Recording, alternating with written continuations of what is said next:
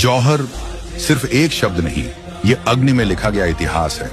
एक ऐसा अध्याय जहां सम्मान जीवन से बड़ा था। आपने ये तो बहुत सुना होगा कि राजपूती स्त्रियों ने जौहर किया था, लेकिन जौहर क्या होता था, क्यों होता था और कैसे होता था? चलिए इतिहास के सबसे कठिन अध्याय को विस्तार से समझते हैं। जौहर क्या होता है? जौहर एक सामूहिक अग्नि प्रवेश था, जिसमें राजपूत स्त्रियां दुश्मन के हाथों अपमान, दास्ता या झबरन विवाह से बचने के लिए स्वयं को अग्नि को समर्पित कर देती थीं। यह मृत्यु नहीं, उस समय की सोच में सम्मान की अंतिम रक्षा मानी जाती थी। जौहर कैसे होता था?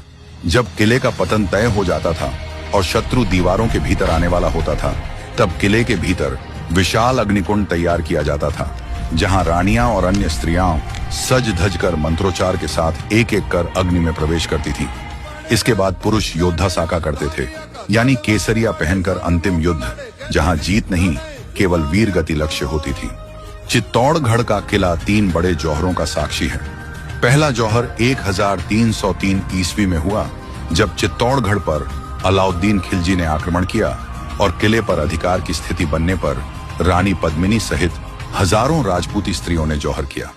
दूसरा जौहर 1535 ईस्वी में हुआ, जब गुजरात के शासक बहादुर शाह ने चित्तौड़गढ़ पर आक्रमण किया और किले के पतन की स्थिति में रानी कर्णावती के नेतृत्व में राजपूती स्त्रियों ने जौहर किया।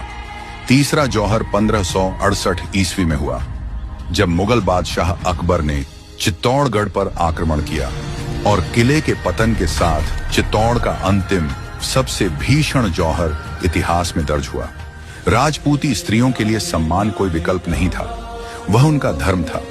जब शत्रु किले की दीवारों तक आ पहुंचा, तब उन्होंने अपने स्वाभिमान की रक्षा स्वयं की और अग्नि को अपना कवच बनाया। जौहर इसी अदम्य वीरता और आत्मसम्मान का इतिहास है।